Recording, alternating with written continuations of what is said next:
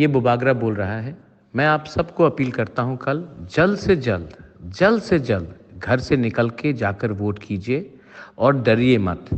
हमें आपको देखना है कि आप जाकर वोट करेंगे, ये आपका अधिकार है और मैं आपको अपील करता हूँ घर से निकलिए, मॉर्निंग में निकलिए, सबके साथ जाइए और वोट कीजिए। मैं चाहता हूँ कि आप अपना अधिकार का इस्तेमाल करें और इस बार हम सब एक संग घर से निकल के, मैं भी निकलूँगा घर से जल्दी, मैं भी जाकर वोट करूँगा, आप भी वो कीजिए और अंत में हम सब जानते हैं कि क्या होगा।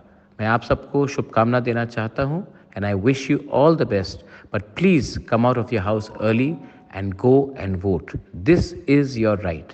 और झगड़ा नहीं होना चाहिए, शांति से होना चाहिए, क्योंकि अगर झगड़ा हुआ तो नुकसान हमारा स्टेट का होगा, हमारा छवि का होगा। मैं आपको अपील करता हूँ, झगड़िए मत, शांति से जाकर वोट कीजिए और लार्ज नंबर्स में घर से निकल के अपने परिवार को सबको मैसेज देकर वोट कीजिए। ये बहुत ज़रूरी है। बेलाइनो हम बाय और कहाम।